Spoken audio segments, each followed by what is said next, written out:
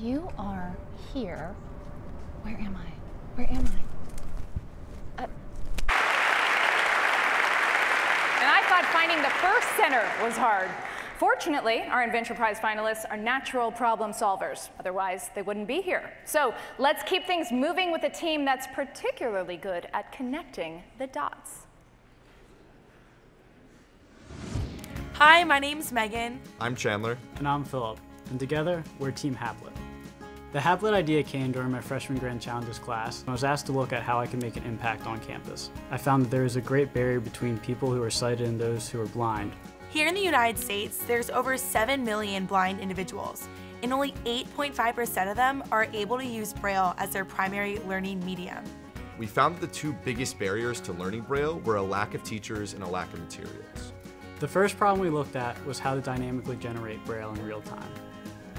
The problem the Haplit will solve is the Braille literacy crisis we're currently facing right here, right now, and around the world. We're very excited about Haplit because we know that it can really change lives. 2/3 of Braille illiterate people are left unemployed. But 90% of blind people who can read Braille proficiently are employed, so we know that Haplit can really make a difference.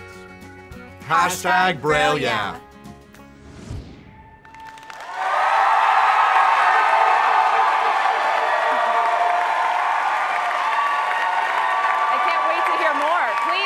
To the stage, Team Haplit.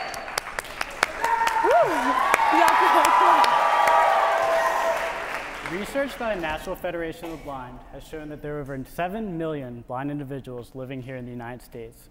Yet only about 10% of blind children in the US are currently learning Braille. 60% of blind children who cannot read Braille will drop out of high school before graduation. And 2/3 of blind students who can read Braille, or who cannot read Braille, will be left unemployed. My name is Philip Bale, and I'm here with Chandler Matz and Megan Fector. We're computer science, computer engineering, and business students, and together, we have a solution to this Braille literacy crisis, the Haplit. The name Haplit is derived from the idea of haptic literacy, or learning how to read through the sensation of touch. Tonight, we'll show you how Haplit does just that for Braille. Now, who here has a phone on them right now? Judges, phones, awesome. Well, that means with Haplit, every single one of you now has the ability to both teach and read Braille. You see, Haplit is a handheld, rechargeable device that will actually sync with your phone through Bluetooth. Once you're connected, Braille literacy is right at your fingertips. Essentially, whatever you are to type or say into a smart device will automatically appear in Braille on the Haplit. And whatever you type out in Braille on the Haplit will instantly appear in your smart device. Now, in high school, I babysat a boy named Colby who loves his Legos and wants to be an inventor when he grows up. But at the age of 7, Colby was diagnosed with a degenerative disease that will one day cost him his vision. So he's here to help demonstrate the Haplit. Now, Colby, put your hand on the Haplit and tell me what you feel. What letter? G. Okay. Now, what letter? T. Now, what does GT stand for? Georgia Tech. Yes, sir, it does. Thank you. Now, extensive research has shown that the two main barriers to learning how to read Braille are a lack of instructors and a lack of material. To address the lack of instructors, Haplit enables anybody with a smart device to teach Braille, and kids can also learn how to read Braille on their own using directive voice control. Now, as for lack of materials, we've created the Haplit app. And the Haplit app has Braille literacy games as well as courseware so that they can learn on their own. Now, other devices right now that are on the market target kids who already know Braille, but Haplit will actually teach them.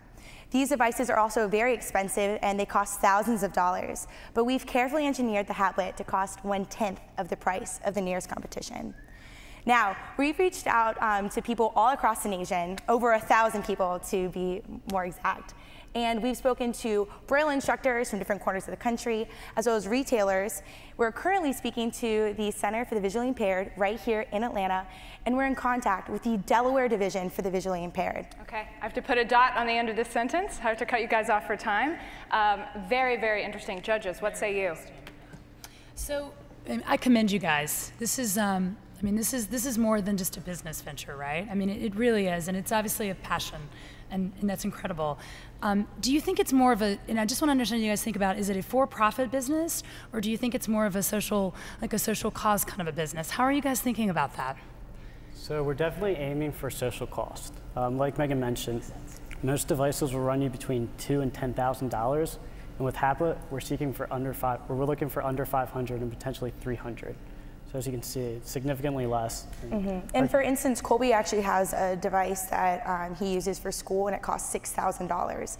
So we're trying to make it as cheap as possible because we really believe that literacy isn't a privilege, it's every person's right. Is it just for learning, or could you actually take it to the next level and make it work for interactive chat or something like that for ongoing use?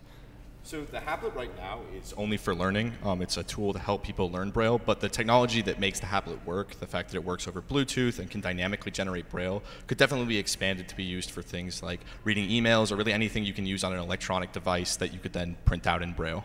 Yeah, I see a social aspect, but I think there's maybe an untapped market if you really extended that as a plug-in for like Microsoft Office or something. Then you have a whole community of companies and educational institutions that would buy that, so they're ADA compliant. So I think that there's really a secret you could unlock in there if you expand it out.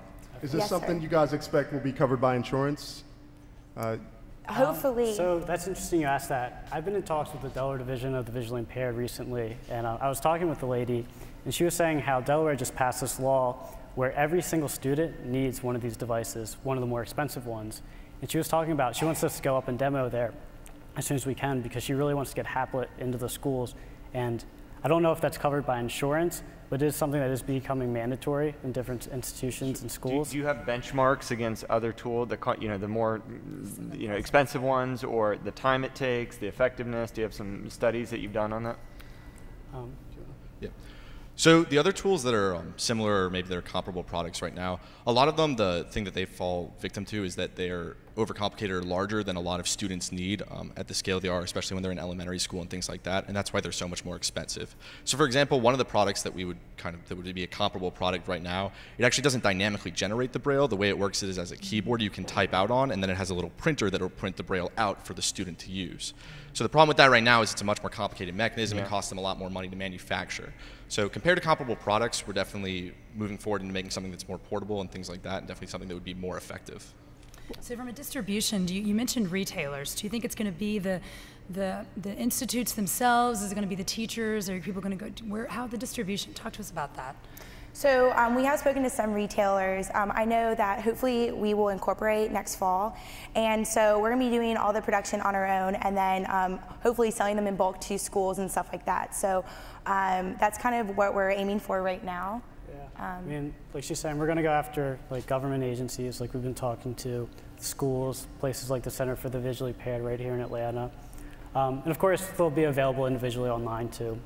Our goal is to just get it out to the masses, giving these kids the ability to learn Braille. So whatever proves most effective. Well done. Well done to all of you. And I think a special round of applause for Colby. Thanks for joining us, Colby.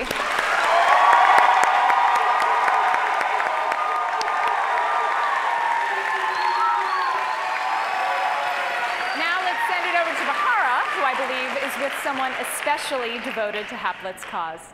That's right, Faith. I'm here with Vincent Martin, who's a graduate student here at Georgia Tech. So, Vincent, tell me, what do you think about this invention? Actually, I think Haplit is a great device because I've been a rehab engineer for over 30 years and also a research scientist. And every year you see devices that are invented. They come up on the various list forms, CNN, and none of them ever work because they're flawed. In the case of this should work because it is actually the only device that will teach someone to teach Braille. All the rest of them are manual.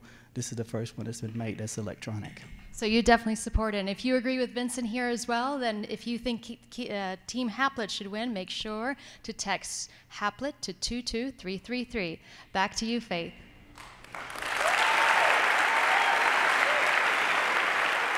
Our next team invented a device also